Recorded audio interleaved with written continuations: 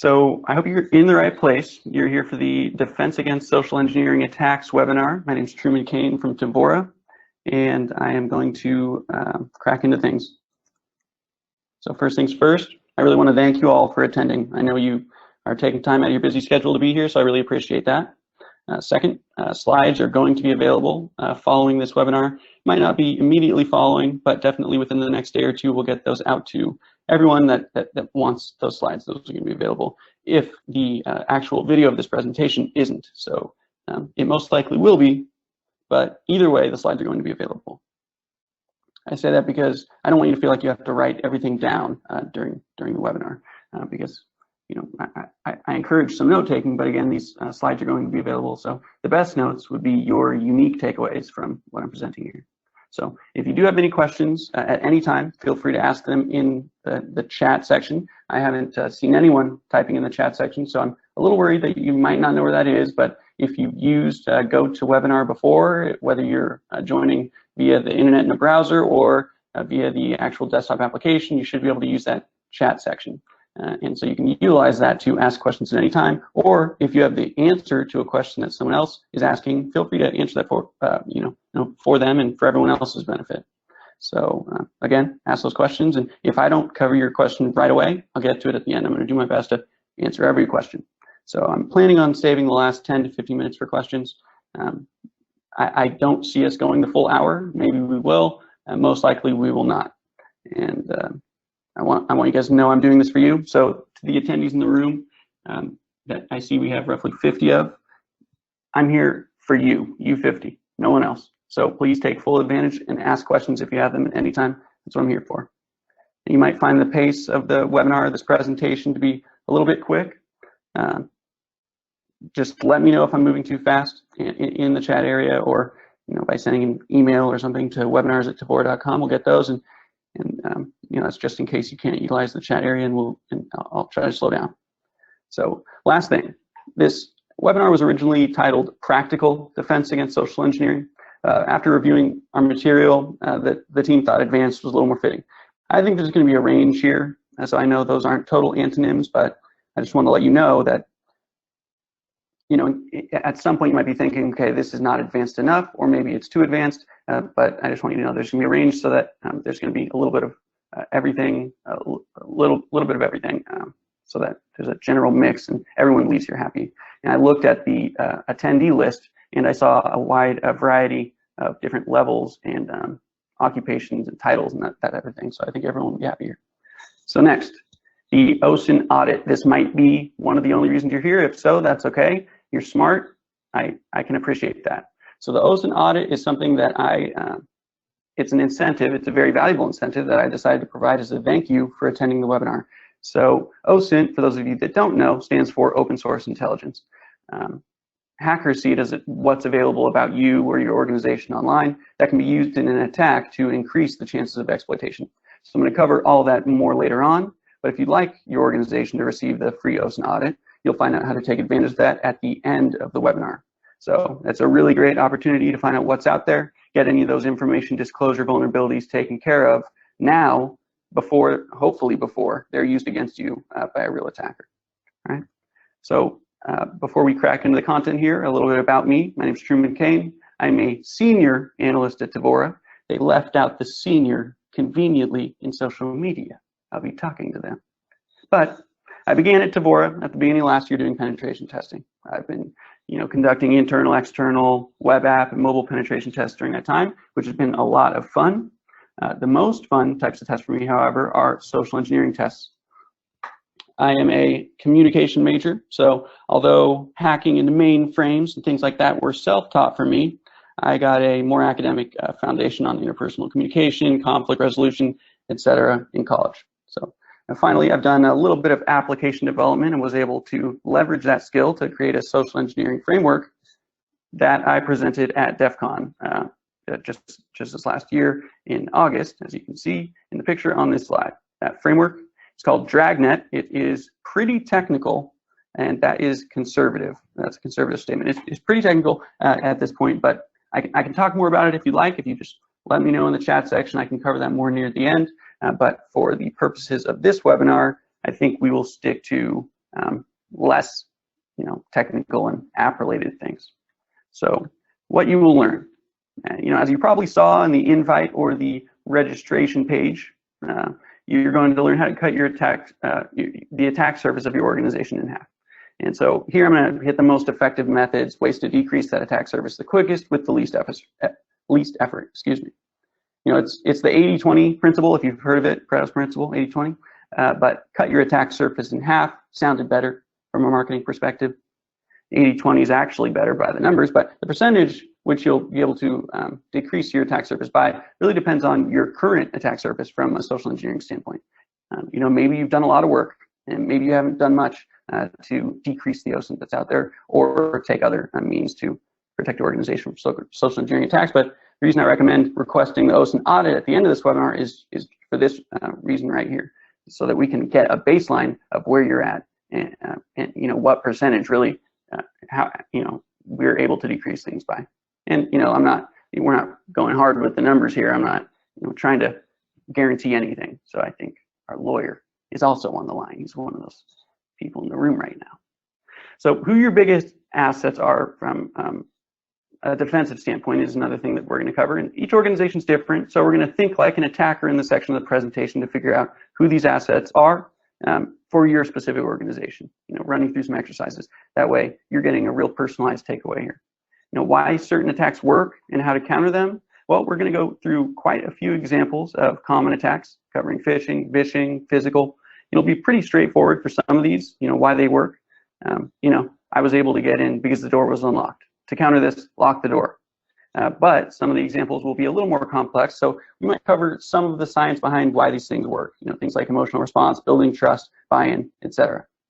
And depending on your organization and the level of threat actor that you're up against, this might go a little overboard, but in my opinion, it is best not to underestimate the opposition ever.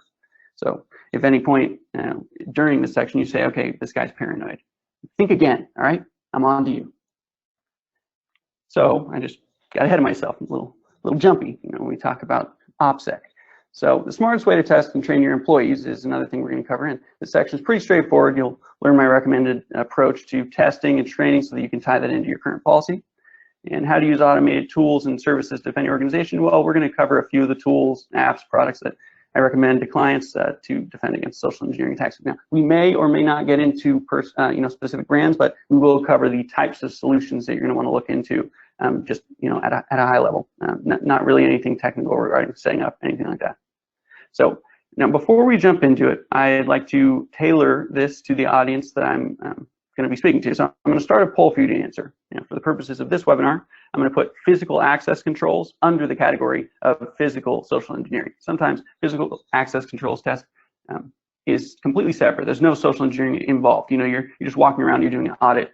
Do you have these types of locks? Yes or no? There's no human element there to exploit. But today, for these purposes, we are going to be putting physical under the type of social engineering attack. So today we'll be discussing email phishing, phone phishing, or vishing, and physical attacks.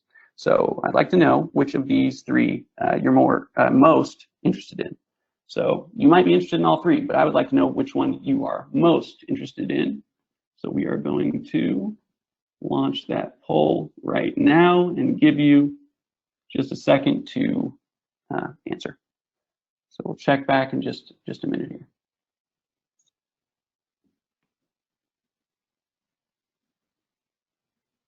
So the results are rolling in. You see about 64% of you have voted.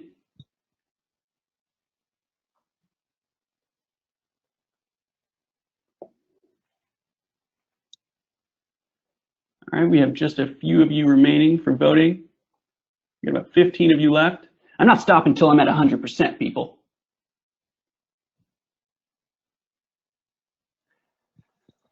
All right, just another few seconds here.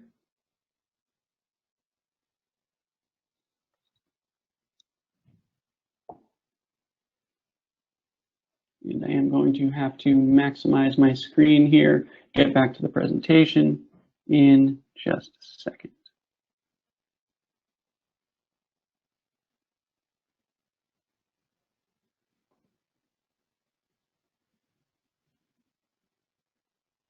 All right, let me get back to my presentation here.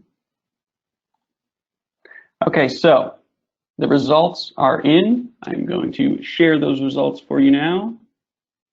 So it looks like overwhelmingly phishing is what we are interested in defending against. Phishing comes in at a far second, and physical at about half of that rate. So we got phishing by a large percentage, then phishing, then physical. Now I know this is useful, helpful for me, and I will take this into account.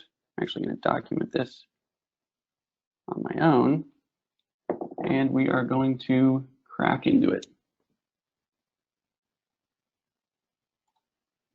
Okay. Well, it's a good thing that the results turned out that way because we're covering phishing first. We're just going to pull up my notes here and get started on that. So there is a lot to cover with phishing. Why phishing attacks work and how to counter them. And we're going to go through a few different things like links, bring your own device policies, firewalls and solutions, alerting, training, that type of thing. There's not going to be a bunch of slides I'm going to break into here. I'm just going to talk quite a bit. I haven't seen anyone in the chat area, and I'm kind of worried about that because I want to make sure that if you have questions, you can ask them and that I'm going to see them. There's also a questions section here, so I'm wondering if maybe you're okay. So I do have a question on phishing. Can you make this bigger? I'm just working through this technically here. So we see someone answered as a question that they can hear. So there's actually a separate chat section. There's a question section for GoToWebinar. There's a separate chat section, and we're hoping that you'll utilize that just in case you have any questions on anything. But let me get back to the presentation here. We're going to cover all these points you see here and more, and I'm going to talk quite a bit. And so I want you guys to let me know if this makes sense or doesn't make sense. First thing we're going to cover is links.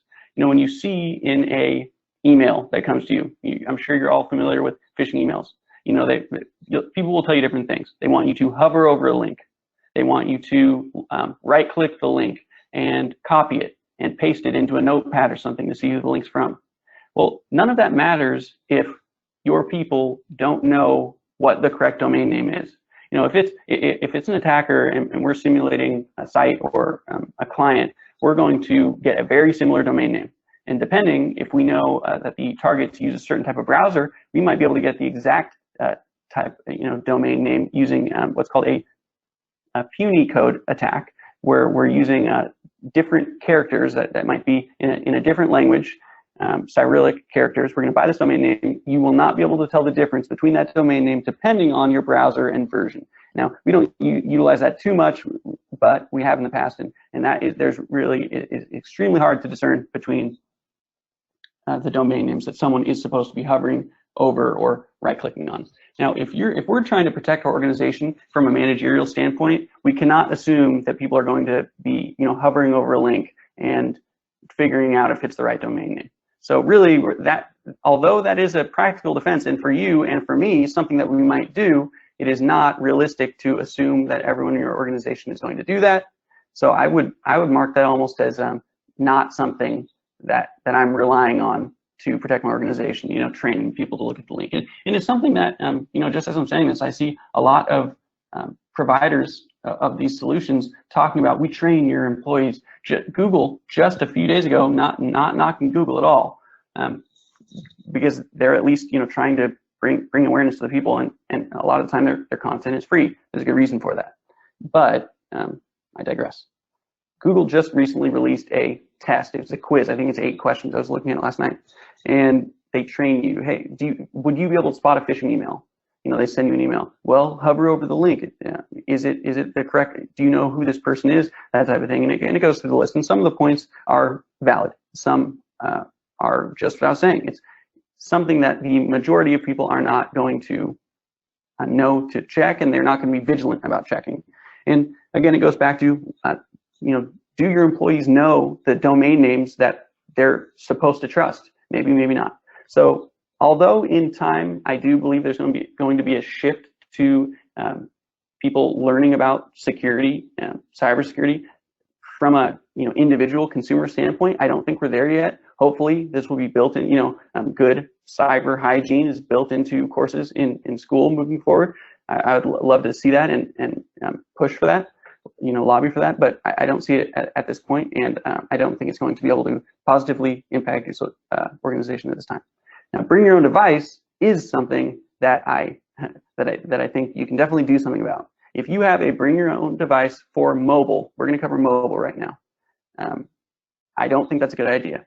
Even more so if people are using the same email app as they're using for their personal email. So let's say Jimmy has an iPhone and he has Apple Mail and he has his work email account signed in, and he has a couple other random Gmail accounts signed in as well.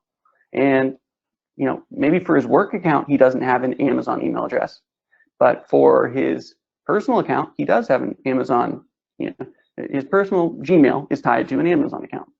So if I send Jimmy a fake email that says this wish list item has gone on sale, and I look because I did OSINT, and when I say did OSINT, I hate saying it because I'm kind of a grammatical person, and doing OSINT is that people just say OSINT, we're performing OSINT. That's not grammatically correct, because we're not performing open source intelligence. We're gathering the OSINT. We're performing OSINT gathering. But for brevity, I'm going to say doing OSINT. So when I'm doing OSINT on Jimmy, I find out that he has an Amazon wish list. For a lot of these people, it's public.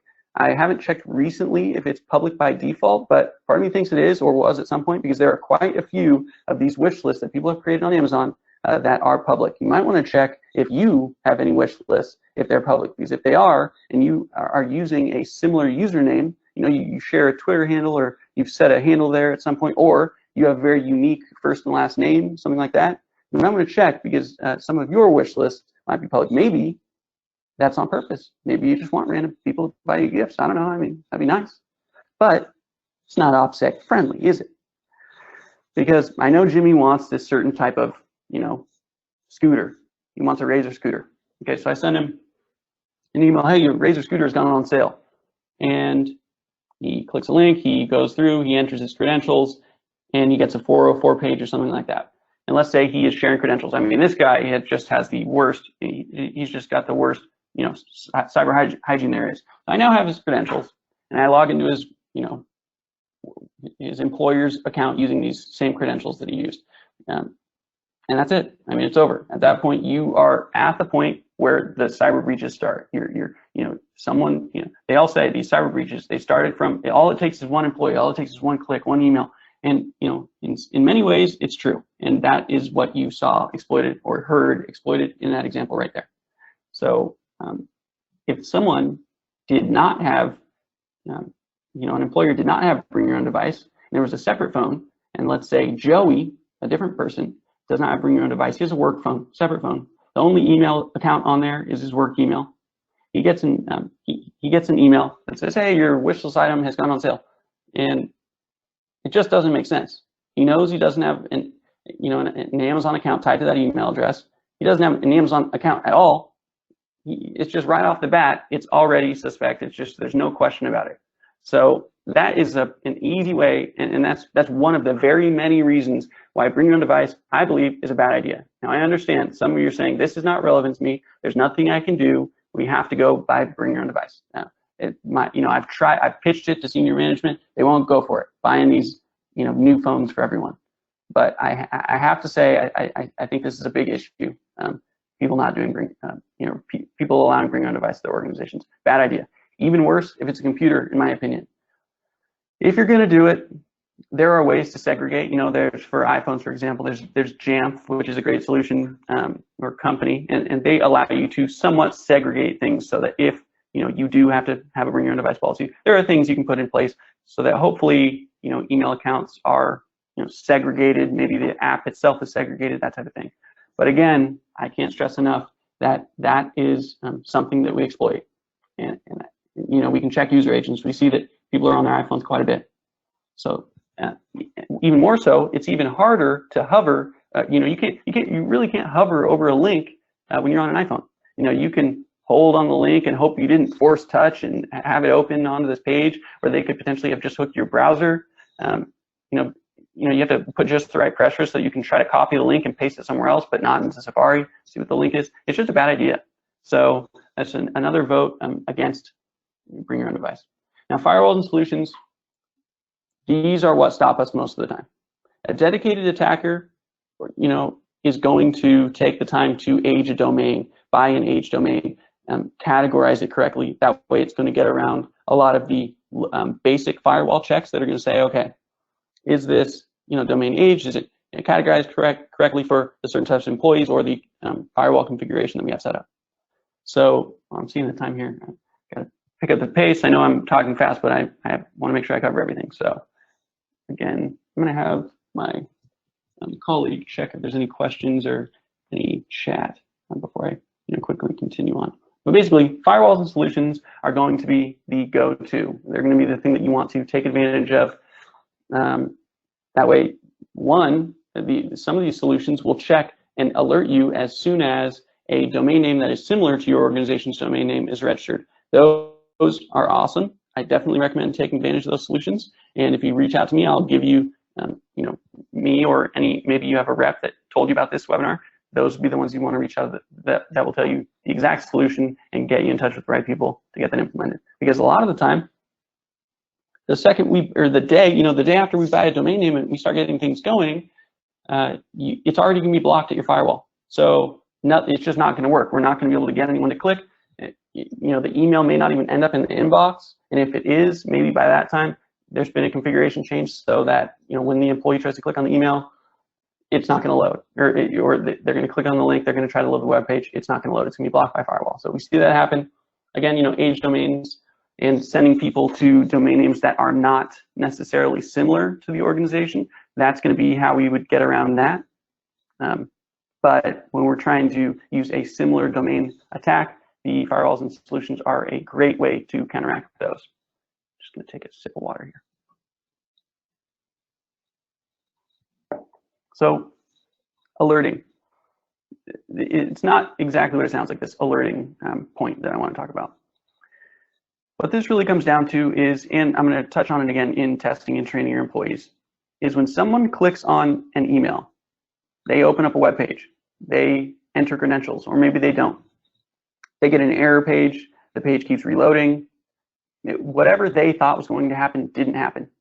The employees need to be empowered and coached to tell someone when that happens, because we're doing engagements every day, phishing engagements, and a lot of the time when I check in with point of contacts, we are not seeing people telling someone about these issues for quite a while. I mean, there could be hundreds of people have opened an email, clicked on links, so hundreds of people have landed on this landing page, and dozens, if not more, have entered credentials, and no one has said anything, even though they're getting a 404 page, or maybe they're getting a message that says, this was just a test. No need to inform IT. That's a great, litmus test to do on your employees, is to post that and see how long until someone says something. Because if it takes, 15 people entering credentials before one of them actually checks in with IT, even though you had the IT message, that means if a real attacker carried out this attack, they would have the time it took between 0 and 15 to get into your network, pivot, try to create persistence. So although these messages are great, and I understand why points of contact want to implement them so that they're not just barraged with calls, it's not good. In my opinion, maybe there are, I'm sure, many valuable reasons why, they don't want the barrage of calls. They're busy. I get that. But this is a phishing test. We're testing our actual employees. We're not testing, whether or not the IT team can field a bunch of calls. So, again, as I'm just presenting to you, I think it's a great idea to, as a test, enter that message, have that message next time you run a internal phishing engagement, or when you reach out to us to have us set one up for you. Have that there and see the time frame between when the first person enters credentials and when someone actually says something. And hopefully it will be before that. It will be when the web page is first loaded by someone. Hopefully no one's entered credentials and they're reporting. But that's what this alerting comes down to. Now, there's other types of alerting, these firewalls, solutions, those types of things. They're going to actually be able to alert you from an automated standpoint. We'll cover that a little bit later. But the alerting really means more about reporting. That's going to come from your people saying something. Now, training on phishing, there are many solutions. A lot of people bring it in-house. There's open source solutions as well. We have one that we're working on. It just depends how technical you are. It's a lot easier to outsource, of course, but depending on budget, business type, solution, exactly what you're going for, what your goal is, training is something that you definitely want to look into. Now, is there a perfect solution when it comes to training? I know earlier I touched on how hovering over a link. I don't know if that's going to be the ideal solution at this point. There's other types of training though, and again, some of that training is going to tie into, hey, say something. If something seems off for any reason, just say something. What's going to happen? I think as long as you, the people attending this, know to be receptive, open, and appreciative to people when they bring things to you and say, hey, this seems wrong, and you're not some grumpy admin or professional that seems bothered by that, but more are appreciative and happy that they brought this to you and that they're remaining vigilant. Maybe you're rewarding them for that, because you're definitely going to want to reward something when they bring something valid to you. But there's going to be false positives, and that's just part of the game. You have to say, okay, this was a false positive for these reasons. It actually is valid, or this is a real test, and well, thank you for telling me about that 404 page, and we need to get that fixed. So I would say that there's the more I think about it, very minimal downside to these false positives, because if it's a false positive for an actual attack, that means there's probably an issue that you need to take care of anyway. Hey, this page isn't loading, what's the deal? So you can hopefully route that to the right person. So that's some basics on phishing. If I think of more while I'm moving forward in the presentation, I'll tell you more about that. And again, as always, feel free to ask any questions that you might have. And can we maximize this questions area? Because I think there's more if we scroll. Yeah, is there a way to drag that out? Yeah, here, click that button there. Sorry guys, bear with me for just 1 second. Yep. Cool. Okay. All right, guys, so I'm seeing a bunch of questions. Good, cool. All right, let's see if we have any questions that are non-related to the can you hear me that we asked about at the beginning. Let's see if we can maybe drag on the side or make that bigger. And I'm going to move on to phishing. So with phishing, why certain attacks work and how to counter them. I'm going to make sure I keep myself on track here. This is the #1 scenario when we're conducting phishing attacks. I'm IT, there's an issue with your computer, I need your password so that we can take care of the problem. I know you're all saying, that's not a problem for us. We've coached all of our employees, don't give your password out over the phone, don't give your password out to anyone, don't give any personal information out to anyone, and that's not me. Other organizations have things to worry about, but not me regarding information disclosure. Well, there are some employees that no matter, I'm sure you've seen this, and this is kind of a counterpoint to that argument, a rebuttal to that argument, is you might be saying no one's going to fall for that type of thing. Well, do you have some people that no matter how many phishing emails you send, they click and they enter credentials? I'm sure you're thinking of a few people that, well, even if someone's fallen for a phishing email multiple times, that's already reason enough to be a counterpoint. That means, and the way I'm relating it to phishing is, there are people who are going to fall for this phishing, information disclosure. And one of the issues when we're doing phishing tests is that we can't call everyone. And we're working on solutions to work around that, for ongoing testing, that type of thing. But we can't test everyone. So sometimes you might get a great test and no one came back with anything. No one told their password, whatever it is. But information disclosure is not just a password that you can use right then and there to log in. It can be things like, the types of tools that your organization is using, the types of chat software that you use, the types of support software that you use. That way, when a persistent attacker comes back, next week or 2 weeks later, they know the exact, they know exactly what to say. Okay, these people use GoToMyPC, or these people use iMessage, these people use Slack, they use Skype, whatever it is. It's so that that conversation that you're having with the target as an attacker is a lot more realistic. Nothing seems out of place. There's a great training I went to by a company called Social Engineer at Black Hat last year, and they talked about how the target, your goal is for the target to not think. The more your target thinks, the less likely your attack is to work. So you basically want them going with the flow, everything's okay, there's no reason for me to think anything is out of the ordinary, because once you start thinking, you start asking yourself questions, because something seems wrong, you ask another question, another question, another question. You realize things are not adding up. this person might be not, who they say they are. So that's why you want them thinking as little as possible. And that is why things like knowing the type of chat software they use or knowing the types of clients that they have in place is so very valuable to an attacker. Now, the information disclosure can come in the form of, getting information during previous calls, and a lot of the time it's going to come from that open source intelligence, finding things online.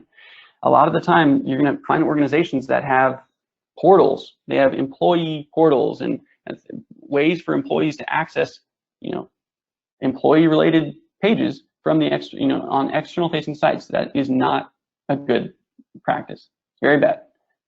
If you're doing it, that's okay, because you're here and you're learning about it and you're going to be able to fix it, right? That would be an example of a note that you should definitely be taking right now. Is if in your head you're saying, I'm one of those people whose organization has a publicly facing, employee-related, strictly employee-related. There's no reason for a regular consumer, average internet visitor, browser to my company's, marketing site to see or go to this page.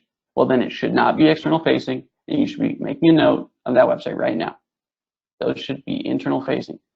Maybe once you're on a VPN or you're on the internal network, you can access that.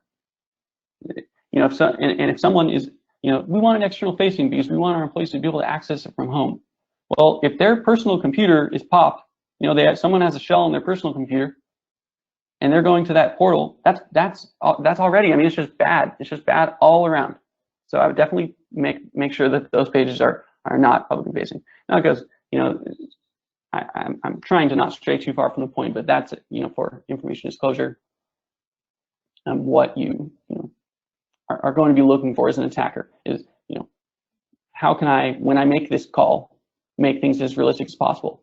Again, I know that I strayed from the vishing point, but essentially information disclosure is what we're going for, whether that be passwords by saying, hey, we're seeing a bunch of spam. This is a popular one, and I'll tell you right now, this is one I use that works quite a bit.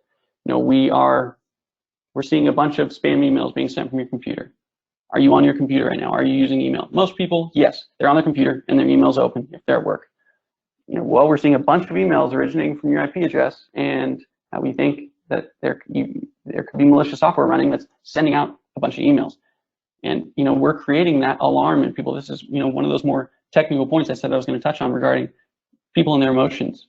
We're trying to trigger a response, and yes, this is going to make them think, but it's one of those types of responses that is very quick. But this somewhat ties into fight or flight. It's like, okay, there's malicious software running on my computer. I just found out. This tech guy, I know the tech guy's name, and the guy who just called me is saying that the same name that I know is the name of our tech guy. He called from the same phone number that our tech guy has. It's hard to think of reasons why, why I would think that this is not the tech guy. And that's where you have to rely on the training.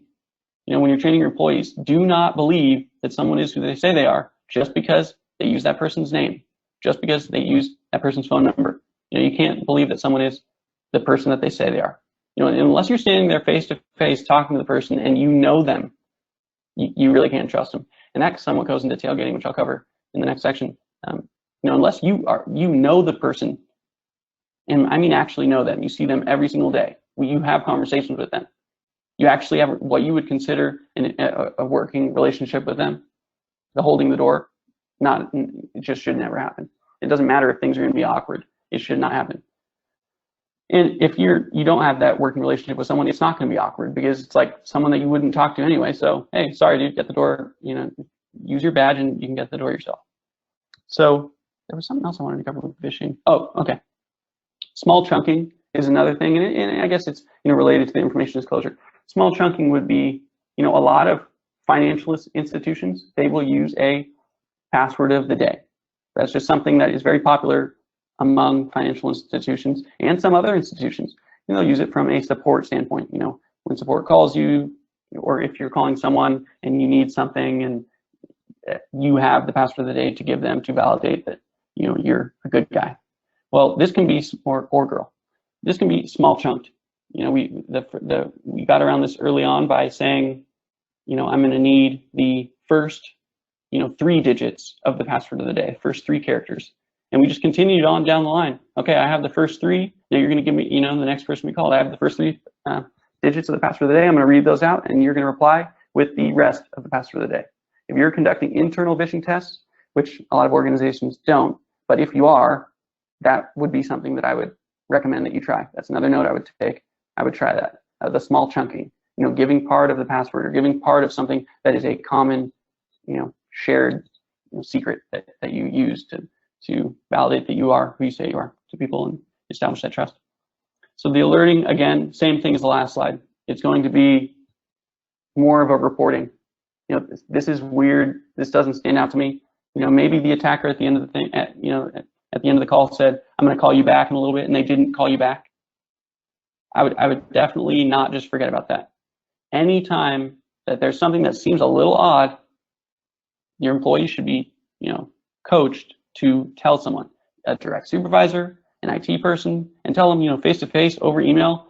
Don't call back that same number that someone told you to call back, because maybe it's a digit off from the number that's the real IT guy's number, and now they're calling a phone number owned and registered by some, bad actor.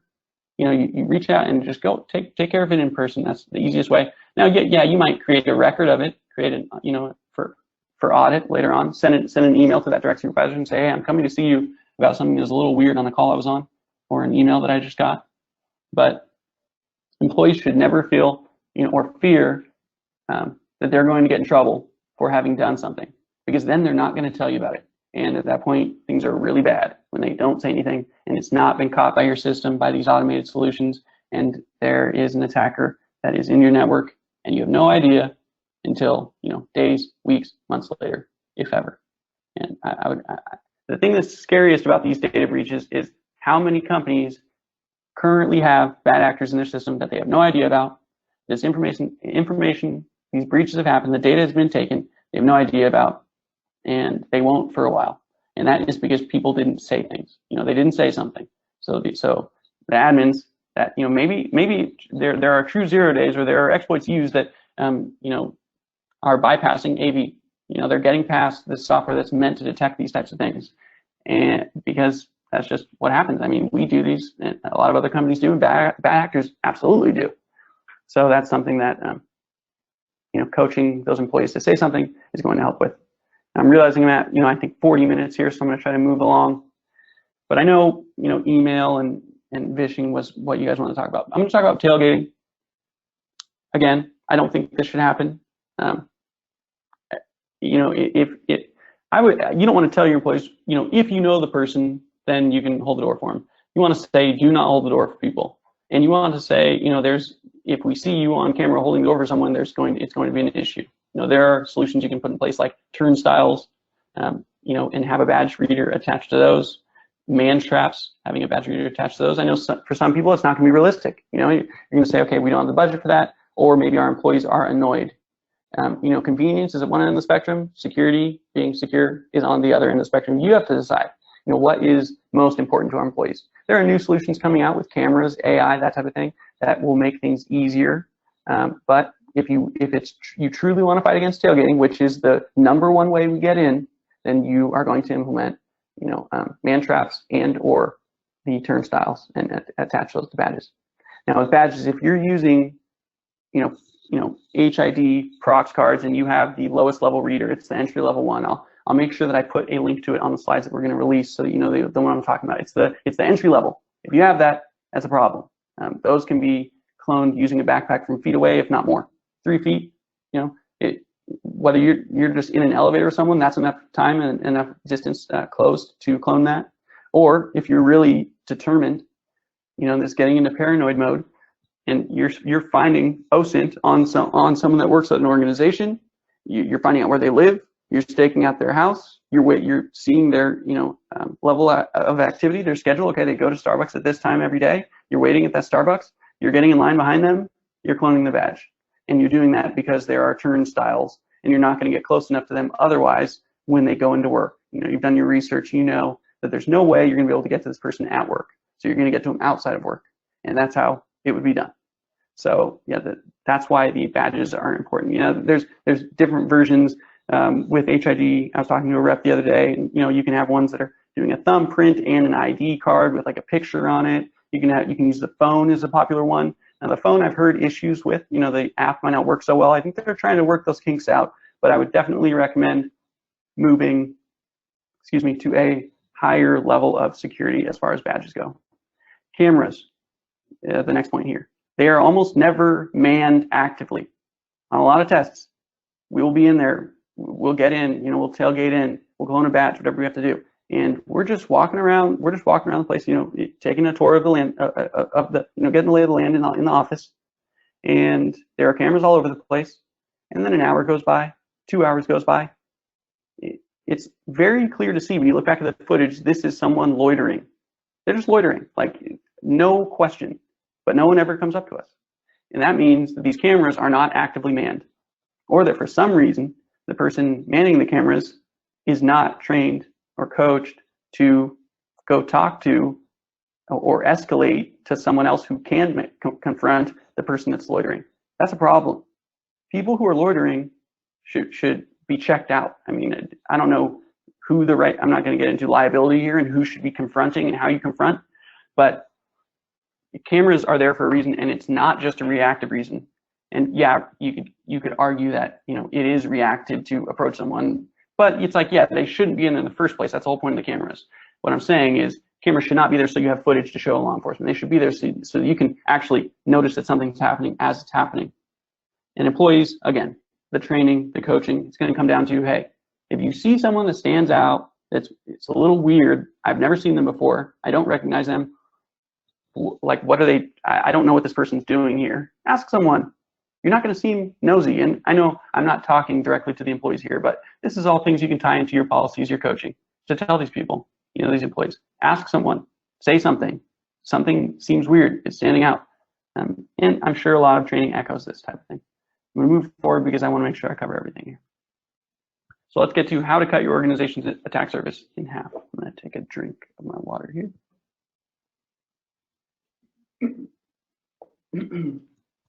Excuse me.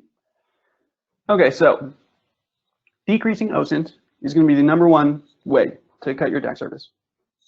I just swallowed this water and almost choked. This is by far the #1 way that you're going to decrease the attack surface. If you Google your name, what shows up on Google? If you Google your organization, what shows up on Google? Google Dorks, D-O-R-K, are something that you should also check into, and you can utilize those when you're searching an organization to figure out what's out there. Site, colon, the name of your website, space, password, space, employee, space, portal. Those are going to be results in Google that are showing, only results for password, employee, login, portal that are on your website. So right off the bat, you're going to be able to find stuff. So that's going to be the #1 thing, finding out what's out there about you or your employees. There are a lot of databases that collect information on employees that could be gathered from things like email signatures, that type of thing. They get these databases, they clone from other databases, and they're just these huge directories of employees, the organizations they work for, their phone numbers, their email addresses, that type of thing. So you can opt out at most of these websites. There's a website called Intel-Techniques that I would highly recommend you check out, intel-techniques.com. And they have a bunch of tools that you can use, tools that we use to find out information about organizations. I would definitely recommend checking those out to figure out what is out there about your organizations and get that taken down. Almost, I would say 80% or more of these directory sites, they are going to actually comply with your takedown requests, which is cool. So you definitely want to utilize that, ask them to take the information down, and a lot of the time, it does get taken down. The testing and training regularly, this is common knowledge. It's just, I'm not going to elaborate on that point. Adjusting your policies, same thing. You might have to make some hard decisions, ask some hard questions, and get some answers that you're not happy with, but it's the right answer, and you say, okay, we have to change this. I know it's not going to be as convenient, but what is the cost? What's the risk? Do we need to do this? Yes or no? Just make the logical, stoic decision on this. Do we need to adjust the policy? Yes or no? Are we going to be happy that we did, or disappointed that we did later on? Look ahead, is this going to help, is this going to hurt, and just make the tough choice. Empower and incentivize employees. I talk a lot about empowering. You want to incentivize them. You really want to reward employees for doing the right thing. I know I touched on the false positives and how that might potentially be an issue. I don't think it really is an issue. So you want to incentivize employees, maybe even if it is a false positive, because again, they might be telling you about something you needed to fix anyway. So rewards, whatever they are, I'm not the manager here. So I'm gonna let you decide what a good, an awesome reward is that's gonna keep employees telling you when things seem off. Empowering them, same thing. And maybe even tying them into the training to touch on point 2, saying this employee is like really good. I mean, they've stopped multiple attacks and they're not a security person, but they just have whatever tendencies or habits or behaviors they have, they're observant, whatever it may be, they've stopped attacks. Letting them talk to their fellow employees instead of just some random guy that's coming in to do a training. Because someone that these people know, they're gonna be much more likely to listen to, they're gonna say, geez, I had no idea that Donnie was such a security guru, and he may think he's not a security guru, but he stopped the organization from attack. I now appreciate this person even more, and I'm going to listen to what he has to say during this impromptu training. So again, that's tying back in the empowering to point 2 with the training. Who your biggest assets are from a defense standpoint, again, it's kind of just what we talked about. With the adjusting the policies, empowering, incentivizing employees, it's going to be the same thing. Now, polling the colleagues is a quick one that you can do, and I don't think it's going to come off the wrong way. I think, especially if you do at start of the year, start of the quarter, every quarter, whatever it is, you say, hey, who are some people in your section that you think are security minded? You're going to get some weird answers. What do you mean security? Like a bodyguard? What do you like? What type of security are you talking about? You just give them a few basic points here. I'm not going to write the email for you, but essentially you're polling colleagues. You're sending out a big email to a bunch of people at the organization to find out who the people are that are your assets. And then you're going to do exactly what we just talked about. You're going to empower them. Say, hey, everyone thinks you have great, operational security just as a byproduct of, how you work in the organization. We like that. We want to appreciate that. And we want to reward you in this way. And we want you to keep an eye out for your section. You're already doing a great job. Keep an eye out. And this is something that is not that much of a task for someone else to take on, but it can really help your organization when these people, as a byproduct of them just being there and looking out for others, they're going to protect your organization. Thing like an attacker, this is what is really going to help you. It has its own slide, so I'm going to get into that. So this is going to allow you to protect against a few things. You're going to say, if I think like an attacker, this isn't going to help me because an attacker does not have this privileged information that I do. So why am I doing this? Attacker's not going to know these things I know. Well, that's going to protect you against insider threats, which is an extremely underestimated threat, I believe, by people. Not me. Told you, I'm paranoid. All right. Even this assistant sitting next to me, I don't trust her. You just never know. So employee negligence is another thing that you're going to have to try to protect against. And those are both reasons why you think like an attacker. Hey, I know that the cleaning crew comes in at this time. I know that this door is left unlocked. If I really, you want to put yourself, you trust yourself. You're at this webinar to protect your organization, and you actually want to say, okay, if I was going to be an insider threat, if I snapped and I decide, hey, I'm going to try to, I don't like this job, I'm trying to sabotage this organization. This is obviously an exercise. If you and for us security people, we see it a lot as, hey, this is a vulnerability. For me, I just see it every day. It's kind of one of those things. It's tuned for me, so I pick up on these things even when I'm not in an organization, at a building I work at. It's like, hey, that's a problem, that's a problem. But for you, in your own organization, you're going to want to think like an attacker to see the obvious vulnerabilities, and those are the ones that you want to address. That would be a note that you'd want to be taking right now. Is I have a bunch of things I'm thinking about right now. I know that the doors are open at this time. I know that these people, that this is a way in. I know that this is something that I've been nagging the elevator people to fix. Maybe one card works for all floors, whatever it is. If there's things that could be exploited for your organization, those are things they're quick fixes really that you want to take care of. So think like an attacker. Try to start from that mindset. Who is the person I would email because I know that they would fall for the phishing email, and why, and what can I do to fix that? I know I could just say this on the phone and my employees would know, oh, okay, I can trust that person, and say, well, what if someone else finds out that that's all that they have to do is say that one thing, and maybe change those policies based on that. So that's why the system is most hardened by using that method of thinking like an attacker.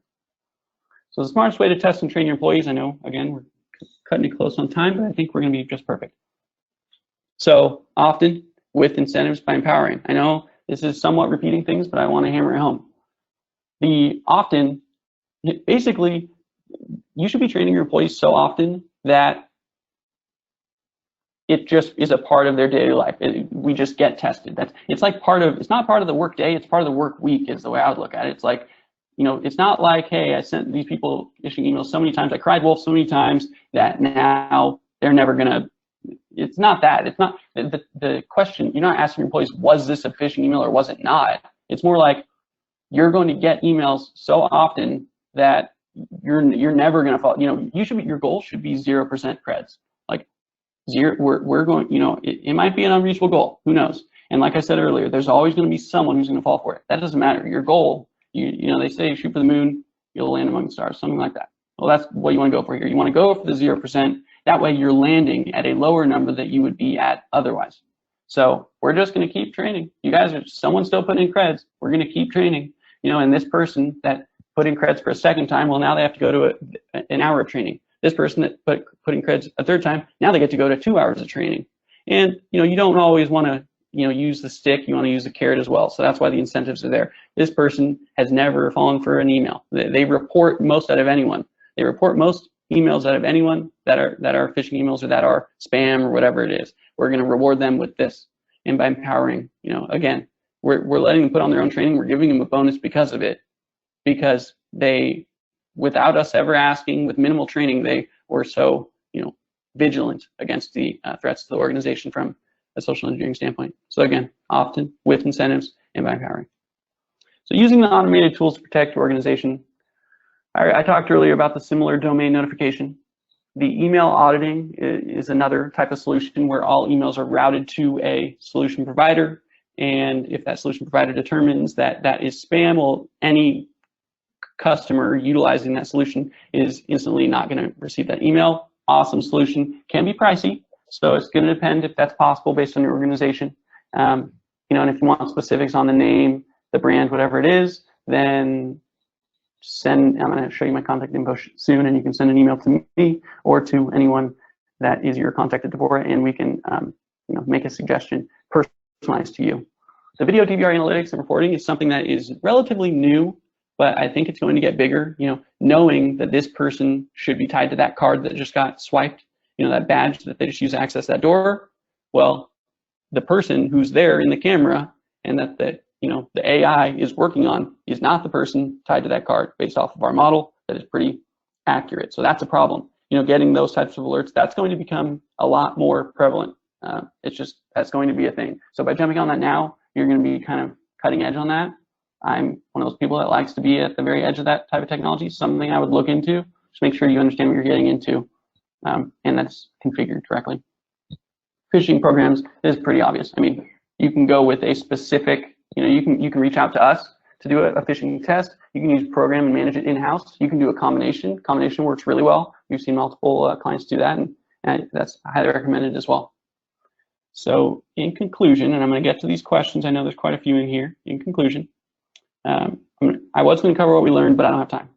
The OSINT audit, there's going to be a survey right after this presentation, and in there you will be able to opt in for the survey. So I'm almost positive, and if this isn't the case, you can reach out to me. My email will be in the next slide, or to webinars@tevora.com. I'm not going to spell it out, but you can reach out to either of us and say, hey, I didn't get the survey for some reason. It should just automatically pop up right after this thing ends, and you can say in there, yes, I want to opt into the survey. And we will reach out very shortly here, depending on how many of you opt in, and say, hey, we need you to fill this out so that we know you're not a bad guy. And we will perform the audit and deliver you a report based off of what we dig up. Again, literally no downside to doing that. So I would highly recommend that you take advantage. Further learning, I'm going to give major props to Mr. Hadnaghi at Social Engineer.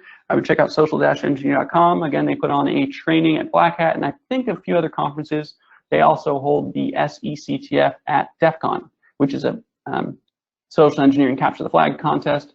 I would highly recommend checking that out if you're going to be attending DEF CON and potentially some other conferences. They might do a different SECTF, but you basically get to see people in a booth performing these phishing calls live. You get to see them actually calling an organization that has no idea they're going to be calling, and you get to see exactly what attackers are doing in real time. These are there are no videos of this online. You can't see anything. You can't watch this online. You have to be there in person. Highly recommend taking advantage of that. I'm going to get to questions here, but while I do, I'm going to go to the contact page so you can take down this info if you'd like. So let's see, what do you recommend if you have been compromised? Well, there should be a incident response policy in place that you should be taking advantage of. You can reach out to me, and my email is here, and you say, hey, I think we've been compromised, and I will get you in touch with our incident response team, and that would be something that we could definitely help you with right away. So let's see, are you including links in the document after the meeting? I will include some links in the document, yes, to answer that question. There will be multiple links based on anything that I think you should have more information on that I talked about. Okay, Google Dorks, great question. Again, these are all great questions, and I'm really happy about the first one because that shows that this person, maybe it's just an example, but they're saying, what do you recommend if you've been compromised? Well, I recommend doing what you just did, which is, acknowledging it, not ignoring it, because that is just, the people that ignore these things, that is really hurting society just multiple times down the chain. So again, appreciate that first question, appreciate the second question, and the third, all of these, and all of you being here. So how do you use Google Dorks? I will put a link to a website on Google Dorking. It's how to take advantage of features that Google has built in. So things that you can use, syntax that you can use in Google, so you only get certain types of results. It's really good for very specific searching. I'm going to try to go towards the top here because I know those are the first questions. Okay. Awesome. I see someone that went a similar route with interpersonal communication and then got into hacking and InfoSec. And how often do I recommend phishing exercises be done? I would say monthly at the least. Honestly, I mean, monthly is a good one. Now, it depends. If you're, if it's extremely important, let's say you are a aerospace company or you have highly, classified information, weekly, not even kidding. And it depends also how many emails are landing in the inbox. If it's only a few emails are ever going to land in the inbox primarily because it's such a secretive email that they have, then yeah, weekly is going to be kind of annoying because it's going to be pretty clear. And also maybe you base this off of the percentages that come back. And I know I'm just coming up to the hour mark, but I'm going to wrap this up very shortly here. I want to answer all your questions. If you're seeing a very low rate of creds being entered of clicks, then maybe you bump it to quarterly. If the opposite, monthly. If the opposite to the extreme, then weekly, and so on. So I just saw that you guys might not, a lot of you may not have seen the chat section also. I appreciate you telling me that. I'll address that and handle the way I approach that moving forward in the next webinars. Links get rewritten, hovering over them. Okay, so the links are rewritten, so hovering over them doesn't show the actual path. So there could be multiple reasons. I don't know if you have a third-party solution in place. I don't know if you are maybe the mail provider. Like let's say SendGrid is a popular one. A bit mail provider, email provider. So maybe it shows a SendGrid link. I'm going to have to follow up and figure out the exact recommendation I would make for that. So the right off the bat, the safest way would be, do you recognize the sender? Do you recognize the content of the email? Like, are you expecting this? If not, just don't click.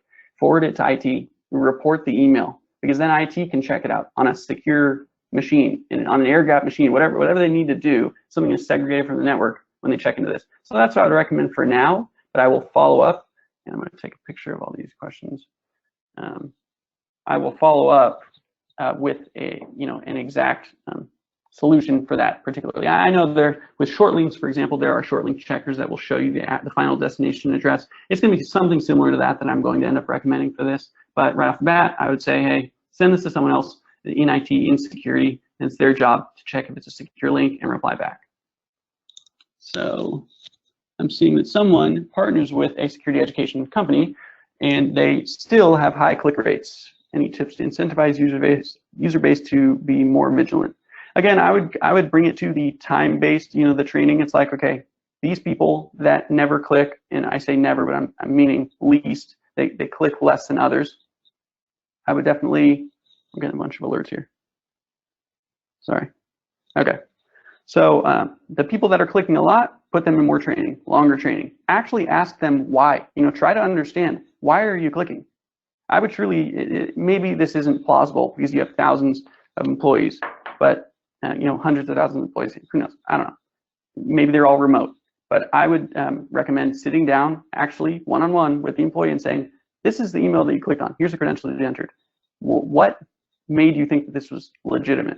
You know, did you go through the training where we said to hover? And again, I know it's, you know, it's an issue because I said earlier I don't think that training works with the hovering, because a lot of people, they just, one, aren't going to be bothered. That's annoying to me when people say they can't be bothered to do something, because it's like it's there for a reason.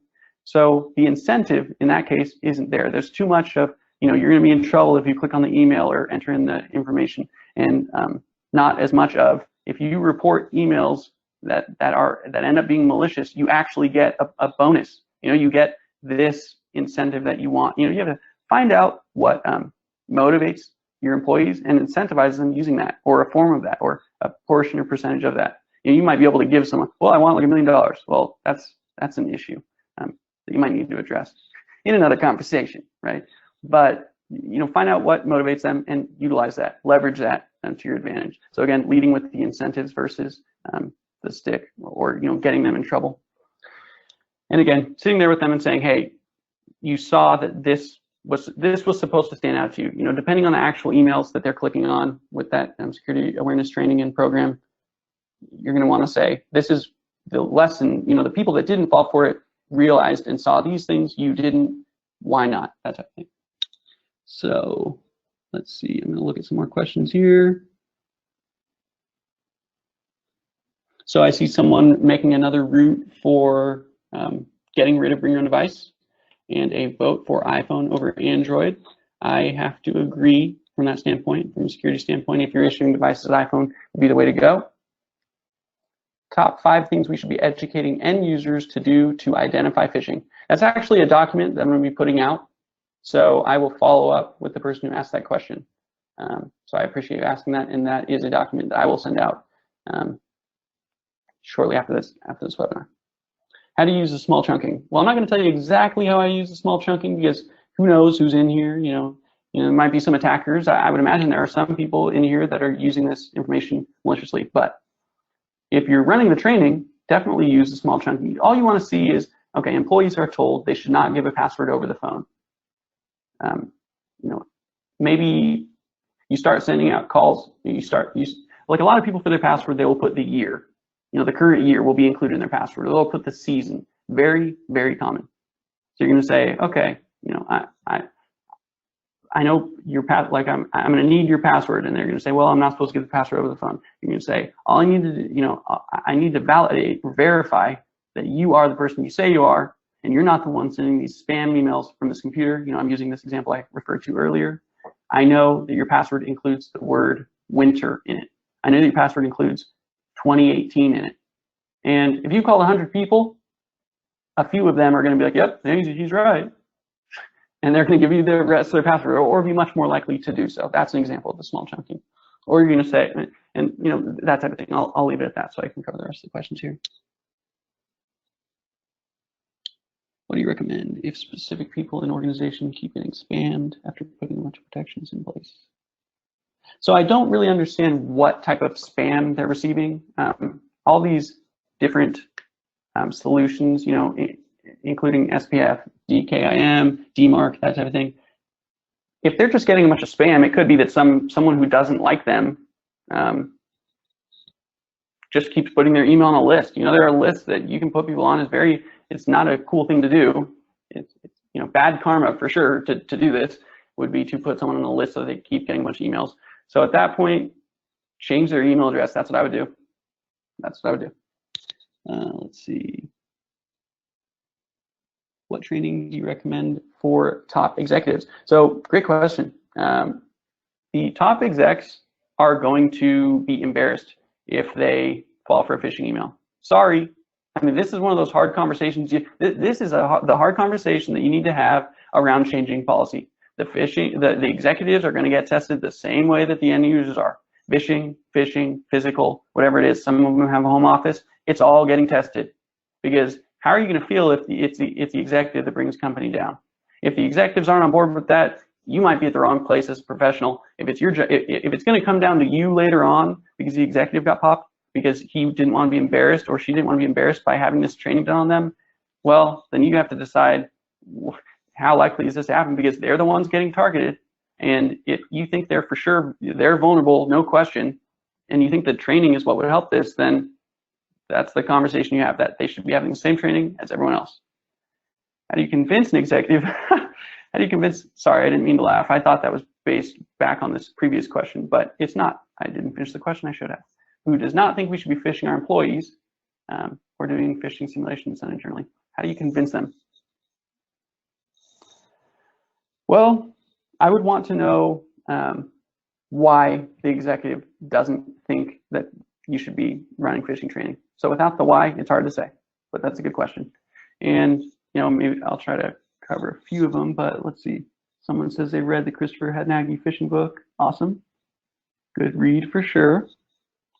Is there such a thing as hover over a link and get infected? No, Benjamin, there is not that I know of. Maybe you're some type of super hacker and you've already created it and you're trying to find out if I know that it's an exploit. I mean, it would be a 0 day. That for sure would be a 0 day if I'm, just by hovering over a link in a native client. Now, if you're on a website and you're hovering over a link, well, you're already on the website. Who knows what's running? What type of JavaScript code is injected in that website. But if you're on just a stock, mail client or, Outlook on your computer or whatever it is, and you're hovering over a link, as far as I know, no. I think it's highly likely that no would be the answer to that question at this time. If you're on a website, totally different ballgame. Let's see. We need a 911 type system for compromised individuals to contact in a timely fashion. I would highly agree. Yeah, that there are times where, and it's the same thing with the cameras. It's like, if you're testing at a certain time of day, doing your physical test and you're not picked up by the cameras, well, that's an issue that they need to address. There are certain things that need to be available at all times. One of those would be a response system. That's why a SOC is in place at a lot of companies.